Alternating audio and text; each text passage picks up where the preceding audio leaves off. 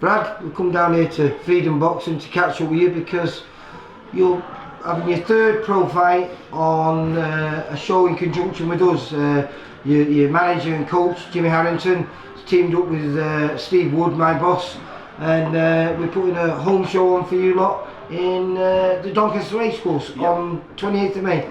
Exactly, yeah. Excited to be in my hometown. I've had a few fights Barnsley way on. Managed to take 100 each time, so good support, and it's been like an home atmosphere, but there's nothing going to be like being in Doncaster in my hometown. So that's one of the questions I was going to ask you. First of all, how old are you? 27, so just turned 27 last week. Oh, happy birthday then for last week. Thank you. And a strange one, because what was your amateur background then? So as an amateur I had 26 fights as an amateur, won a few more than I lost, but I sort of lost my way a bit. I went to uni and didn't take the sport as serious as it needs to be taken, if I'm honest. Yeah, and so when was your last amateur fight from when you had your pro debut? My last amateur fight was 4 years before my pro debut, and actually I got stopped in that. I'd been on holiday week before, I weren't taking it serious, and it weren't the right time with work and stuff going around. I was just playing at the sport, but I'm here to take things serious now. And you're definitely taking it serious, because if I would have spoke to you a couple of years ago, I perhaps might not recognise you because you're a lot bigger. Yeah, so start of lockdown, I was 19 stone. If I'd have told you I was going to be a professional boxer, you'd have laughed me out the door. Well, would you laugh out the door yourself? 100%. My mental health took a bit of a beating. I weren't happy with myself. I'd stopped doing everything I loved, and a lot of that was putting the weight on and stuck in a career that, as much as it paid well, it just weren't right for me. Mm-hmm. And what do you do now? Is this full time or do you work as well? I still work, obviously. Professional boxing, when you're starting as a prospect, don't pay the bills. So I do work, but I decided to swap career. Left a really high paid job as a manager in a well-known kitchen company to do work that fit around my training, because obviously it's intense training when we've got a fight coming up, and I needed something that would work around it. So I suppose that makes you, you know, as you just mentioned before, there's a lot of people play at this sport, you know, and the young kids, they don't really need money, they've probably got good sponsors. Does this give you more drive then, knowing that this is a once in a lifetime for you? You can't afford to play at it. Exactly. It's a once in a lifetime opportunity. I won getting in the ring anyway, so I see anything from now as a bonus. But I've invested in myself. I've got a strength and conditioning coach, Elite Step in Leeds. I use the combat dietitian for all my nutrition. I'm here to give it 100%. If I'm going to do it, it's 100% or nothing. If you've got any sponsors or anyone who's helped you on this journey, send them over to me and I'll run them through and just stick them in the corner of this video and give them a little shout out, because if it wasn't for people like this who've given you a helping hand, perhaps this journey wouldn't be possible. Exactly. Sponsors are massive, and what sponsors have got to understand is they might not see a massive return for us to start off with, but they are part of our win. When we win, it's them, because it gives us time to good sparring partners, it allows us to travel for sparring, it allows us to have a few weeks off if we need to when we are training hard. They're just a massive help, and anyone who can afford to sponsor, please get behind your local lads, because it means the world to us. In this place, it's a good little team of you there, because you're all fighting, like say you in 2 weeks, well, is it 2 weeks or 3 weeks? 2.5 weeks. 2.5 weeks. And then the other lads, a couple of them are fighting this weekend, and there's another lad who's not here, but he's fighting on the same show as you.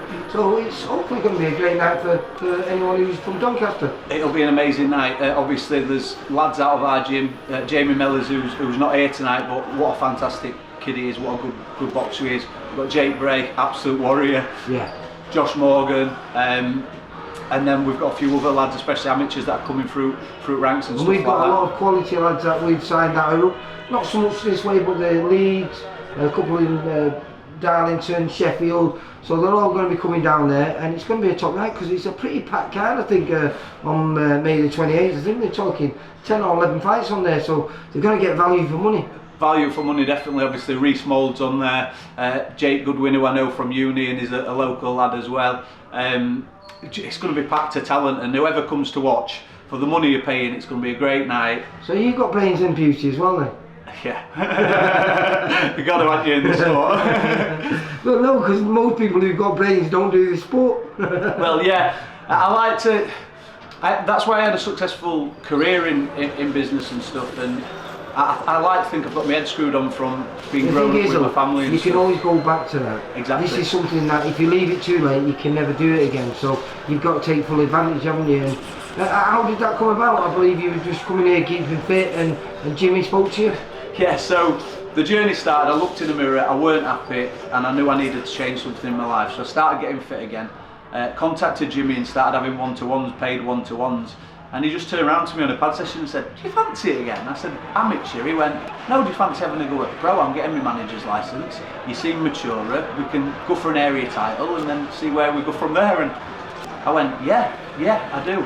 A lot of things have happened around me. Unfortunately, I lost both my granddads last year, and my cousin Bailey, who was only sort of... Oh, he's a kid who got cancer and had the one leg, wasn't he? Yeah, 23-year-old, and like seeing that, and he were an inspiration to me, and I realised you've got one life and you've got to live it. He was an inspiration to a lot of people, wasn't he? Yeah, the way he lived his life when he got that news, and he just went for it, and seeing him do things, I thought, sort of sat back and thought, you've got no excuses. There's a kid there living life at full when he's being dealt bad hand.